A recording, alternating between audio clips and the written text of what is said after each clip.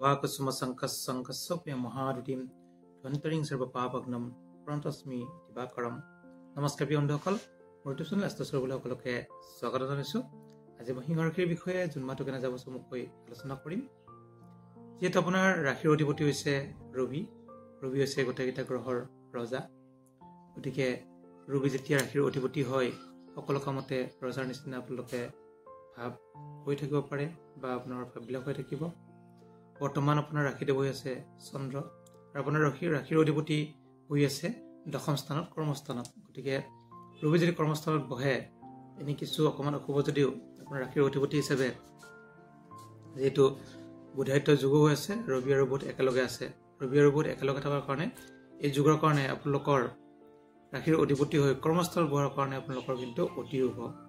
বৰ্তমান এই মাহটো শুভ বুলি ক'ব পাৰি ৰবি যদিও শত্ৰু গৃহত আছে তথাপিও যেহেতু যুগটো পাইছে বুধায়িত্ব যুগ আৰু ৰবিৰ দুয়োফালে গ্ৰহ আছে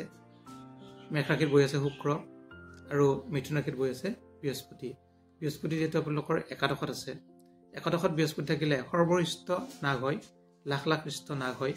আৰু সকলো কৰ্মতে আগবঢ়াব পাৰি সকলো কামতে ছাকচেছ হয় আৰু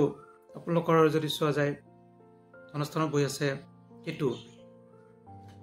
কিন্তু আপোনালোকৰ এই 1.5 বছৰ ধৰি টকা পইচাৰ ক্ষেত্ৰত অকমান অনটন নাইবা টকা পইচা খৰচ বৃদ্ধি এইবিলাক কিন্তু কৰি থাকিব পাৰে তথাপিতো জুন মাহৰ শেষৰ ফালৰ পৰা টকা পইচাৰ ক্ষেত্ৰত কিন্তু অতি শুভ ফল লাভ কৰিব আপোনালোকে পঢ়াৰ ক্ষেত্ৰত যদি চোৱা যায় যিসকল ছাত্ৰ ছাত্ৰীকা প্ৰাইমাৰী শিক্ষা বা উচ্চ শিক্ষা কৰি আছে তেওঁলোকৰ কাৰণেও কিন্তু মংগল কিছু অশুভ জুনৰ 8 তাৰিখৰ পৰা মংগল শুভ হ'ব আৰু বৃহস্পতি যিহেতু একাদশত আছে উচ্চ শিক্ষাত আপোনালোকৰ কিন্তু বিদেশ ভ্ৰমণ যোগ আছে 1 নম্বৰতে দুনিয়াতে যিসকলে উচ্চ শিক্ষা কৰি আছে তেওঁলোকৰ এতিয়া পঢ়া শুনাত বহুতখিনি ভাল শুভ ফল লাভ কৰিব আৰু যিসকলে আৰ্টছ কৰি আছে তেওঁলোকৰ কাৰণে অতি শুভ আৰ্টছৰ কাৰণে আৰু চিকিৎসা ক্ষেত্ৰতো শুভ বুলি ক'ব পাৰি আৰ্টছৰ ল'ৰা ছোৱালীৰ কাৰণে সাধাৰণ শিক্ষাৰ কাৰণে অতি শুভ আপোনালোকে আৰ্টছৰ যদি পঢ়ি আছে বা আৰ্টছত নাম লগাম বুলি ভাবিছে তেওঁলোকৰ কাৰণে বা পঢ়ি আছে বা ফাইনেল দিব এনেকুৱা উচ্চ শিক্ষাত বা যিকোনো ক্ষেত্ৰত আৰু অতি শুভ ফল লাভ কৰিব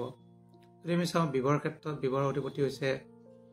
শনি যিহেতু আপোনালোকৰ অষ্টমত আছে আৰু যেতিয়া অষ্টমত গ্ৰহ এটা থাকে অষ্টমটো হৈছে আয়ুস স্থান বা মৃত্যু স্থান সেই স্থানত যদি গ্ৰহবিলাক থাকে বহুত ভাল ফল প্ৰদান নকৰে এতিয়া শনিৰ যিহেতু মীন ৰাশি মেষ ৰাশি বা কুম্ভ ৰাশিৰ চাৰাচটো চলি আছে তাৰ লগতে সিংহ ৰাশিৰো কিন্তু শনিৰ চাৰাচতি লঘু কল্যাণী অকমান শনিৰ চাৰাচতি সিংহ ৰাশিৰ পৰি আছে তেনে ক্ষেত্ৰত আমি শনিৰ কাৰণে সৰু সুৰা প্ৰতিকাৰ কৰা বহুত দৰকাৰ যিহেতু ৰবিৰ শত্ৰু শনি আপোনাৰ ৰাশিৰ অধিপতি যিহেতু শত্ৰু শনি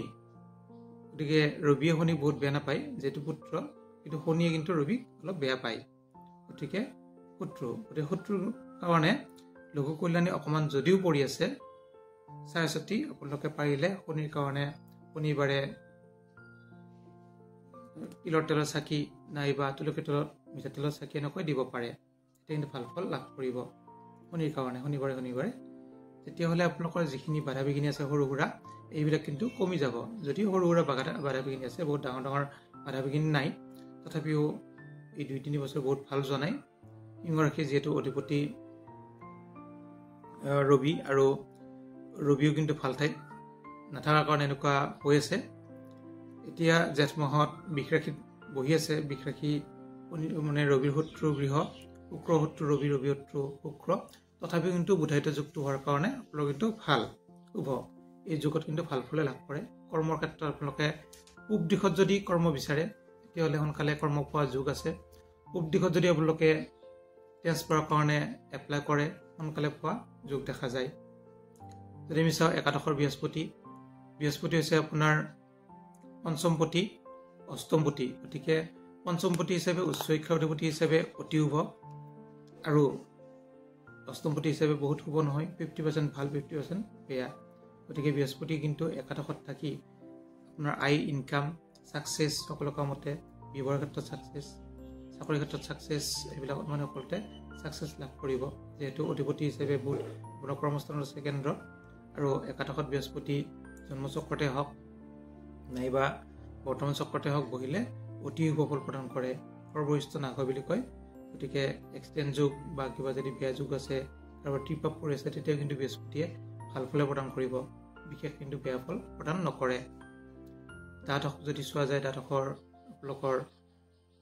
অধিপতি চন্দ্ৰ, তাত বহি আছে মংগল। মংগল যিটো জুন মাহৰ 8 তাৰিখলৈকে থাকিব। 8 তাৰিখৰ পিছত মংগল আপোনাৰ ৰাশিত প্ৰৱেশ কৰিব। তেতিয়া কিন্তু 8 তাৰিখৰ পৰা ৰাশিত প্ৰৱেশ কৰিলে বহুত ভাল ফল লাভ কৰিব। আৰু যদি কিবা সুধিবলৈ থাকে আপোনালোকে সুধিব পাৰে। ধন্যবাদ।